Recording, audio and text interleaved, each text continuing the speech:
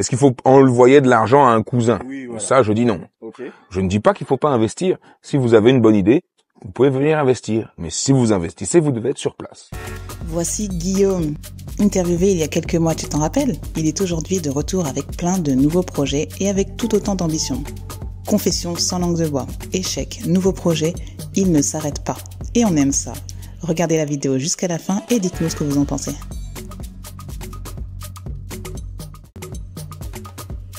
Hello, moi c'est Stéphanie et avec mon mari Steve, on a décidé de t'accompagner dans ton installation au Bénin. À travers notre contenu sur YouTube et nos programmes 100% digitaux, on te donne toutes les clés pour réussir ton projet. S'installer au Bénin, ça peut être un rêve, mais sans préparation, ça peut vite tourner au cauchemar. Alors si tu es prêt à transformer ton rêve en réalité, commence dès maintenant en cliquant sur le lien dans la bio. Yo, salut Guillaume. Salut! Ça va? Comment ça va, Steve? Ouais, tranquillou et toi? Ça va. Voilà. Alors, quoi de neuf depuis? Eh ben, écoute, je t'ai amené dans mon petit coin de paradis, là, à Porto, là. Hein. Et il s'appelle comment ce restaurant? C'est un hôtel. Un hôtel, ça s'appelle Le Palais. Le Palais. En Ok. fait, Porto Novo. Il mange bien et vraiment, la vue, elle est incroyable. Franchement, même le vent. Bon, c'est vraiment plaisir d'être ici. C'est un petit coin de paradis. Et là aujourd'hui, bon, si on est là aujourd'hui tous les deux, c'est pourquoi? Tu peux nous le dire un petit peu? Écoute, c'est pour que tu vois, je t'ai amené ici pour que tu vois un petit peu, voilà, on va essayer d'agrandir le Fresh Nachos, donc le petit restaurant mexicain, et le Hanoi Café, qui est deux petits restaurants. C'est vraiment deux petits fast-food qui sont situés à Figueroa pour l'instant, donc à Cotonou. Et moi, je suis porto-novien, donc mon père est de Porto, une maison pas loin, et un jour, en allant voir la maison, j'ai vu un petit espace à louer et je me suis dit, tiens, pourquoi pas.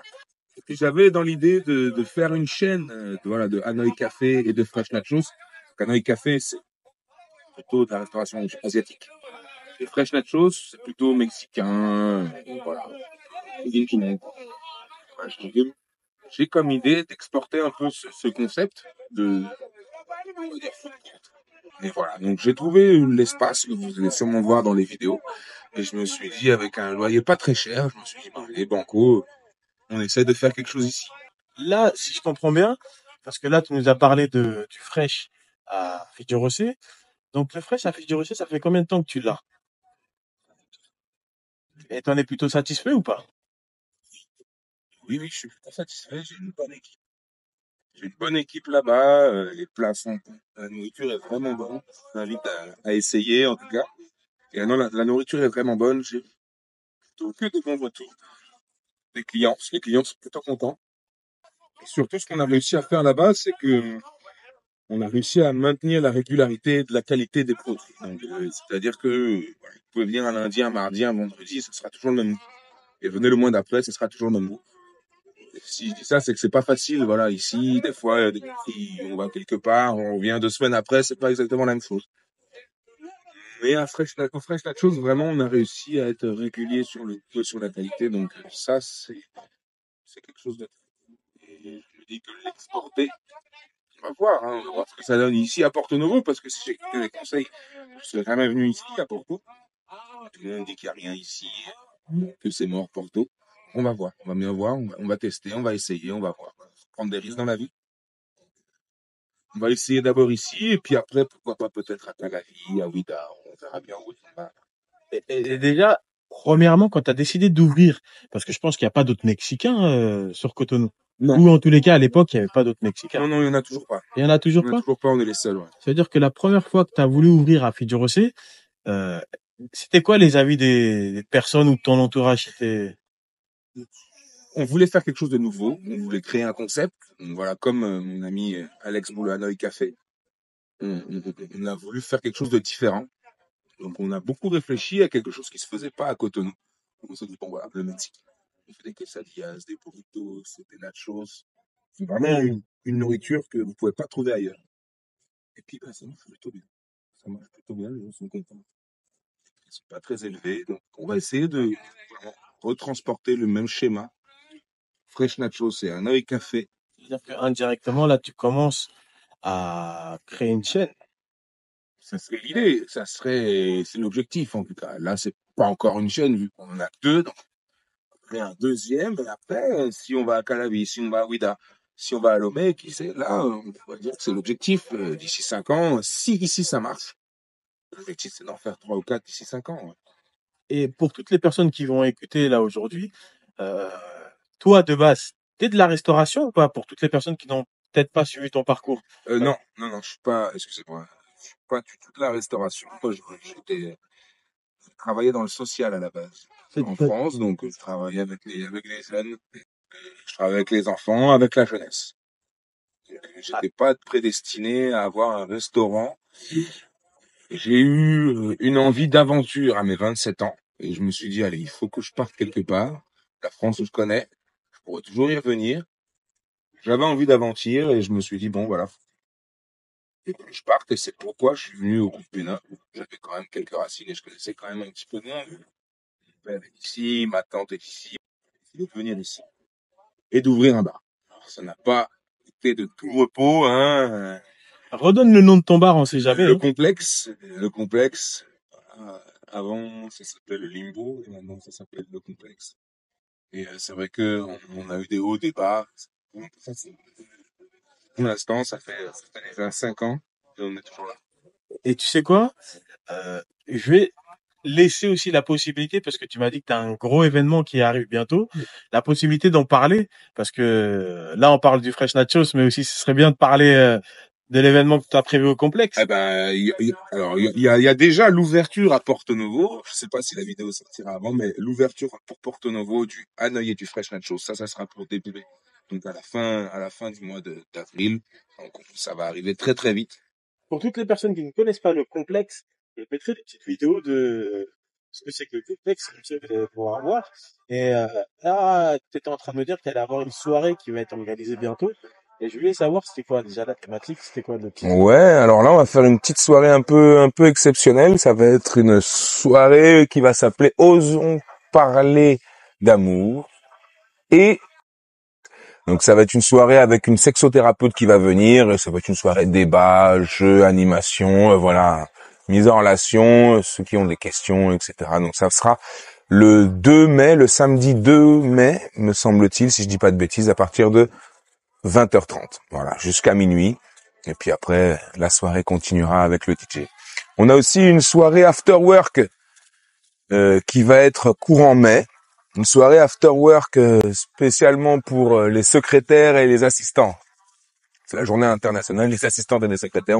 On va faire ça, l'after work des assistants. Et on a aussi une soirée barbecue qui, ça, sera plutôt pendant le mois de juin. Ça, je vous donnerai la date. Voilà un peu. J'aime bien parce que, en fait, tu innoves toujours.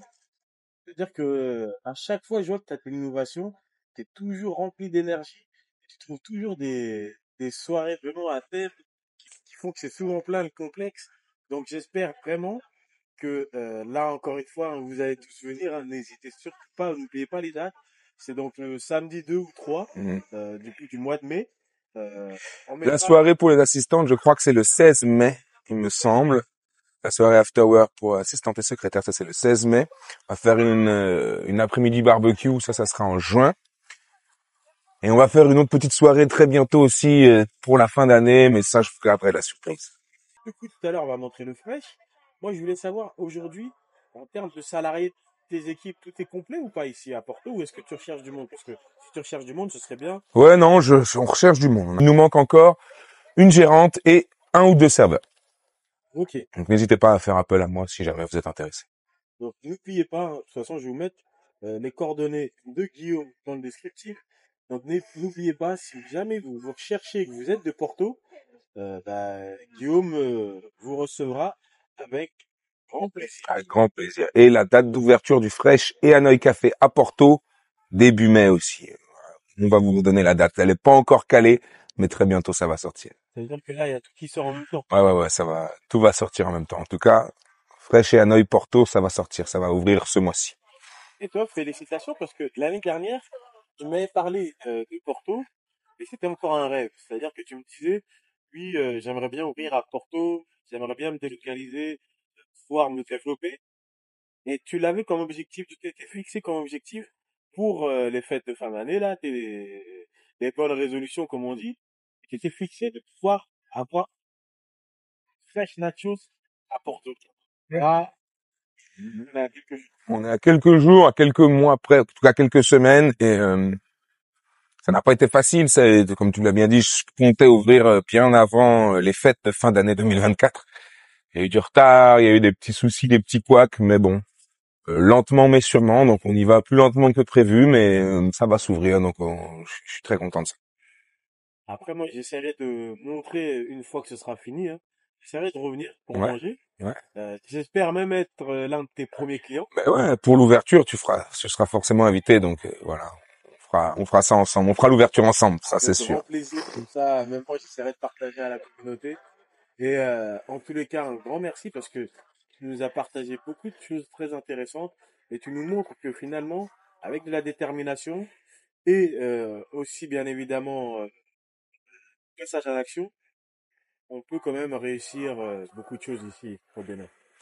Réussir, c'est un grand mot. Hein. On essaye des choses, on fait des choses, on verra dans quelques années si on a réussi. Pour l'instant, on fait. Pour l'instant, on entreprend, on fait. Je peux pas dire jusqu'à présent que j'ai réussi quoi que ce soit. Ça sera dans quelques années. Mais en tout cas, je suis content de faire des choses et de faire des choses par moi-même, ça c'est sûr. Mais l'avantage que tu as par rapport à beaucoup de personnes, c'est que tu n'auras pas de regrets. Ah non, ça c'est sûr. Même si ça marche pas, j'aurais pas de regret. Même si je retourne en France à la case départ, j'aurais pas de regret. J'aurais vécu mon aventure. J'aurais vécu, j'aurais essayé. Il y a plein de choses que j'ai fait ici qui n'ont pas marché. Voilà, on se décourage pas, on continue. Si jamais ça va pas, je rentrerai. Il n'y a pas quelque chose qui est si négatif que ça, quoi. Je veux dire, au moins je serais venu, j'aurais vécu 6-7 ans. J'aime bien dire d'aventure, mais voilà, d'autres choses, vivre autre chose, voir autre chose. Les voyages, ça forge. Hein. Donc même si je dois repartir en France dans ma maison, ça n'aura pas été du temps perdu. Non. Et vraiment, ça, c'est ce que j'aime bien dire justement aux personnes là qui sont hésitantes. Finalement, l'hésitation va faire naître juste une mauvaise chose, hein, c'est les regrets. Et je pense qu'il n'y a rien de pire que d'avoir des regrets, de se dire si j'avais, si j'avais, si j'avais. Tout à fait. J'aurais dû. Tout à fait. Non, bon, faut sortir de son train-train quotidien. C'est pas facile. Ça demande des efforts. Et puis pour y rester, ça demande aussi des efforts. Mais c'est vrai que le jeu en vaut la chandelle. Voilà. Je sais que nous, par exemple, nous, on accompagne des personnes. C'est-à-dire qu'on essaye d'accompagner des de faire personnes venir des voilà, gens. pour faire venir leur installation, pour faire en sorte que ce soit une réussite. Et c'est vrai que avec le recul, bah, je me rends compte que beaucoup de personnes ont peur du passage à l'action. Bien sûr. Ça fait peur. L'Afrique, c'est aussi... Il faut quand même être un petit peu préparé à ça. Parce qu'il y a quand même beaucoup de changements. C'est vrai, c'est un nouveau pays, tout ça, mais il faut quand même s'y préparer. Il faut pas avoir les mêmes standards qu'en France, la même impatience qu'en France. Il faut s'y préparer. Il faut être un petit peu plus relax, un petit peu moins chaud, parce que ici, il faut s'adapter, il faut aller au rythme aussi du pays. Et si vous voulez aller trop vite, ça va pas marcher non plus. Donc il faut quand même, il faut venir, mais il faut quand même se préparer mentalement que oui, ça va être différent. Ça va être différent, vous allez avoir des galères, des choses qui vont bien. Voilà, c'est la vie, quoi. Mais c'est vrai que partir, après, on regrette pas d'être parti. Je pense que j'aurais eu des regrets si je n'étais pas parti. Plus, ouais. Ça, c'est certain. Là, pour moi, en tous les cas, Ça, c'est sûr. je suis 100% d'accord avec ce que tu dis. Voilà. Parce que même moi, à la base, nous, c'était 10 mois, puisqu'on voulait juste kiffer l'aventure. Là, on est resté un peu plus longtemps. Mais je pense que ces 10 mois-là, si je ne les avais pas fait, eh ben, je pense que au bout d'un moment, dès arrivé à un certain âge, j'aurais commencé à avoir, je pense, des regrets. Je me serais dit, ouais, j'aurais dû faire autre chose de ma vie. Exactement. De toute façon, qu'on n'a qu'une seule vie. Et ça passe vite. Finalement, surtout quand on a des enfants, forcément. Oh là là. Hein, ça va très vite. Ça va très vite. Ça va très vite, la vie. Donc, ouais, il faut en profiter. Faut en profiter. Éviter les regrets. Et puis, vivre à fond, c'est un bien grand mot, mais en tout cas, voilà, faire ce qu'on a envie de faire, quoi. Si vraiment, sans trop enfermé, faut pas hésiter à aller, à voir autre chose. À aller voir du pays, à voyager. pour moi, c'est la meilleure école de voyage. Tout à fait. pour moi aussi. Même là, parce que tout à l'heure, tu parlais que si tu retournes en France, demain, petite parenthèse, hein, mais si demain tu retournes en France, là, tu sais pas, mais t'as gagné en compétences. Évidemment, Que ce soit même en rigueur, j'ai pas les, en voilà. gestion. En fait, t'as des compétences là que peut-être tu le vois pas au quotidien, mais je pense que demain tu vas te mettre, si demain ça te C'est prend. certain. Et puis je n'avais pas, j'avais évidemment pas toutes ces compétences en allant. J'ai appris sur le terrain, donc voilà, il y a eu quelques claques aussi, mais voilà, au moins j'ai appris. Et puis si je reviens, je reviens avec un bagage, en effet, qui n'est pas le même que quand je suis parti. Et juste dernière question avant avant le petit mot de la fin. Peut-être toutes les personnes qui te disent oui, je vais investir parce que j'ai un cousin qui est ici au pays, donc je peux lui envoyer l'argent, je peux tout faire. T'en penses quoi? Non, c'est pas bon. Il faut pas faire confiance aux gens, même cousins. Non, il faut pas faire confiance aux gens ici. Mais j'ai envie de dire ici, c'est partout pareil. Je veux dire, si on connaît pas très très bien la personne, on évite de faire confiance et surtout il y a quelque chose qui se vérifie ici encore plus qu'ailleurs, c'est que si vous n'êtes pas sur place, n'entreprenez rien, vous n'allez avoir que des galères. Que des galères. C'est pas la peine de se dire oui, je vais envoyer de l'argent, je vais monter quelque chose alors que je n'y suis pas. Ça, c'est une utopie. Ça ne marchera pas. Il faut être sur place, il faut être sur le terrain, il faut être derrière les gens pour que ça marche, pour que ça fonctionne. Sinon, penser que ça va marcher tout seul, juste avec de l'argent, c'est faux. À présent, Guillaume vous montre en avant-première son projet à Porto Novo.